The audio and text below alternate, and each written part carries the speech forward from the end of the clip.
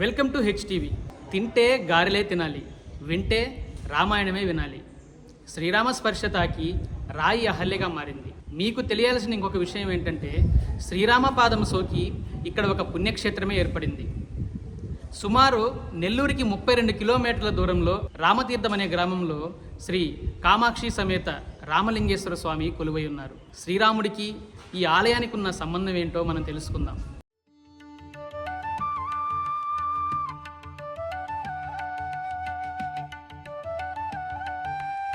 గోపురం దాటి టెంపుల్ లోపలికైతే వచ్చాను. సో టెంపుల్ లోపలికి రాగానే ఇక్కడ ఒక పెద్ద మండపం అయితే మనకు కనిపిస్తుంది. సో ఈ మండపం దగ్గరగా 32 స్తంభాలతో నిర్మించిందండి. ఈ చుట్టుపక్కల చూసుకుంటే ఈ చుట్టుపక్కల ఏ టెంపుల్లో కూడా ఇంత పెద్ద మండపం అయితే లేదు. ఆధ్యాత్మిక పరమైనటువంటి ఒక ఆకారాలతో ప్రతి ఒక్క స్తంభాన్ని కూడా ఇక్కడ నిర్మించున్నారు.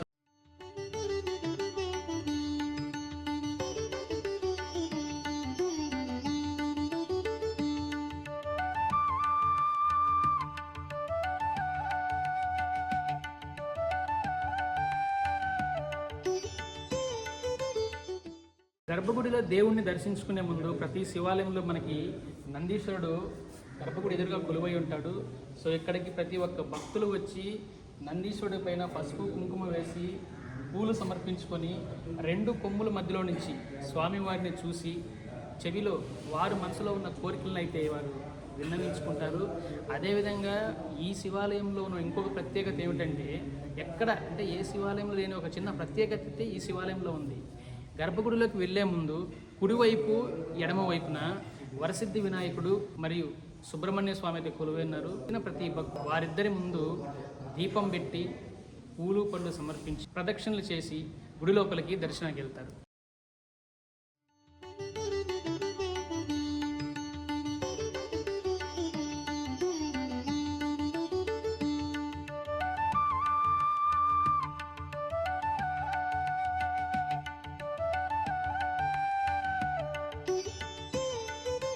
చూడండి, ఈ ఆలయ ప్రహరీని కానీ మనం గమనించినట్లయితే అడుగడుగున ప్రతి ఒక్క దేవతామూర్తుల విగ్రహాలను అయితే ఇక్కడ వీళ్ళు ప్రతిష్ఠించున్నారు. ఈ ఆలయ నిర్మాణము అంటే శివాలయంలో ఉండాల్సిన ప్రతి ప్రతిష్ఠ కూడా అయితే ఈ ఆలయంలో ఉంది. అడుగడుగున అంటే అమ్మవారి విగ్రహాలు కావచ్చు, మహాశివుడికి సంబంధించి, సుబ్రహ్మణ్య స్వామికి సంబంధించి, వరసిద్ధి వినాయకుడికి సంబంధించి ప్రతి ఒక్క వాళ్ళకి ఉన్న ప్రత్యేక రూపాలు ఏవైతే ఉన్నాయో అన్నింటినీ వీళ్ళు అడుగడుగున ప్రహరీకి అయితే వీళ్ళు అమర్చారు. ఆలయ ప్రహరీ మీద దేవతామూర్తుల ప్రతిష్టలతో పాటు ఇక్కడ నాగ ప్రతిష్ఠ కూడా జరిగింది. ఇక్కడికి ప్రతి నాగుల చవితికి ఇక్కడ చాలా ప్రత్యేకమైన పూజలు అయితే జరుగుతాయి. గర్భాలయం వెనక ఇక్కడ ఒక రావి చెట్టు ఉందండి.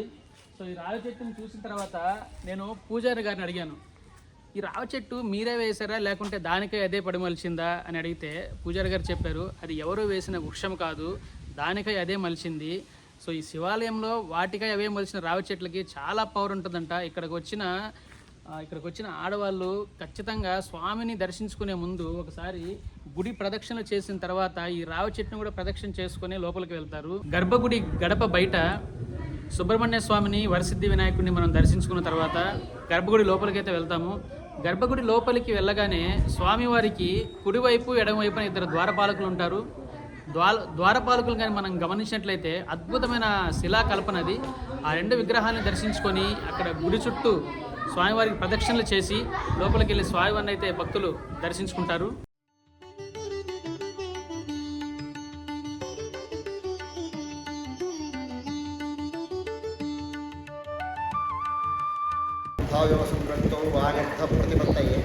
జగత పితృ పార్వతీ పరమేశ్వర. నా పేరు పేరేపి శ్రీకాంత్ శర్మ.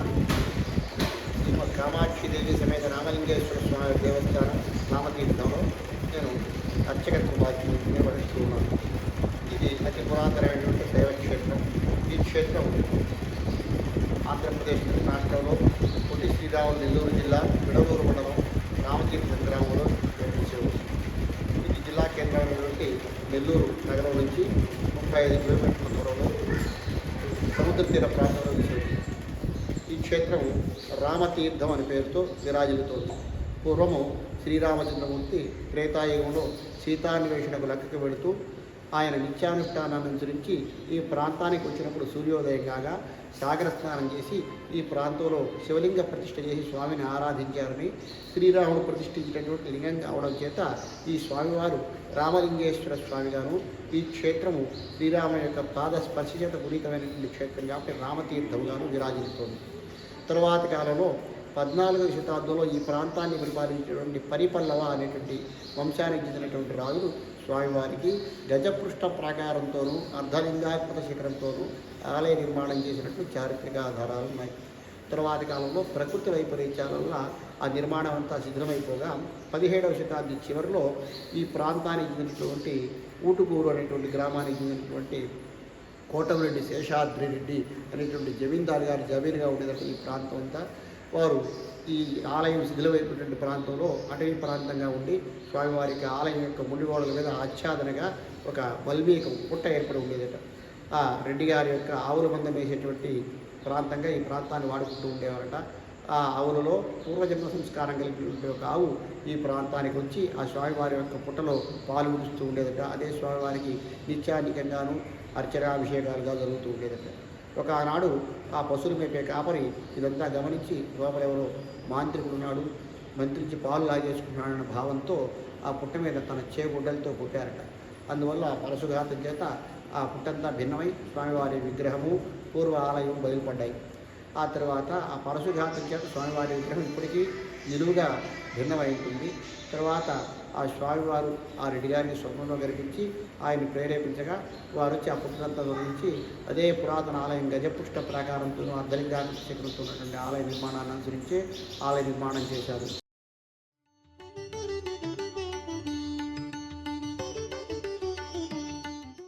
ఒకప్పుడు అడవి సార్ ఇదే. ఈ అడవిలో ఊటుకూరు వాళ్ళ ఆవులు వచ్చి మేసిపోతూ ఉండేది.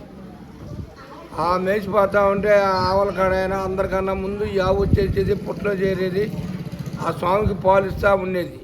ఎవరికి తెలియదు అది.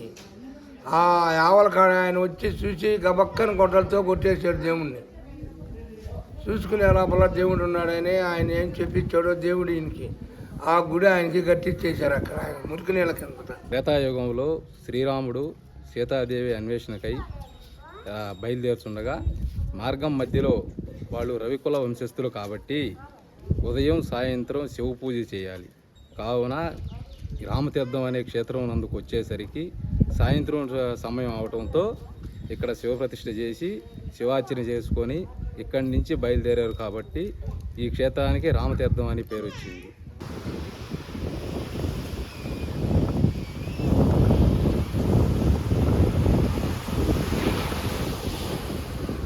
ఫ్రెండ్స్, ఇప్పుడు మీరు చూస్తుంది రామతీర్థ గ్రామంలో ఉన్న సముద్ర తీర ప్రాంతం. సో ఈ సముద్ర తీర ప్రాంతంలోనే శ్రీరామచంద్రుల వారు సీతాదేవి అన్వేషణ కోసం ఇటువైపుగా వెళ్ళినట్లు చరిత్ర ఆధారాలు అయితే ఉన్నాయి. అయోధ్యలో మొదలుపెట్టిన ఆయన ప్రయాణము రామేశ్వరం వెళ్ళేసరికి అక్కడి నుంచి సీతాదేవి ఉన్న జాడైతే తెలిసింది. సో అక్కడి నుంచి రామసేతు నిర్మించుకొని అయితే సీతాదేవిని దక్కించుకున్నారు. సో ఆయన చేసిన ఈ ప్రయాణం ఏదైతే ఉందో 101 సముద్ర తీర ప్రాంతాల్లో శివలింగాలను దర్శించి శివలింగాలను ప్రతిష్ఠించుకొని పూజలైతే చేశారని చరిత్ర చెప్తూ ఉంది. చూశారు కదండి, శ్రీ కామాక్షి సమేత రామలింగేశ్వర స్వామి కొలువై ఉన్న రామతీర్థం పుణ్యక్షేత్రం. ఇలాంటి గొప్ప గొప్ప మహిమగల పుణ్యక్షేత్రాలని పరిచయం చేసే కార్యక్రమం అయితే మేము చేస్తూనే ఉన్నాము. సో ఇంతవరకు మా ఛానల్ కానీ సబ్స్క్రైబ్ చేసుకోకుండా ఉంటే ఖచ్చితంగా మా ఛానల్ని సబ్స్క్రైబ్ చేసుకోండి, మా వీడియోస్ని లైక్ చేయండి, షేర్ చేయండి.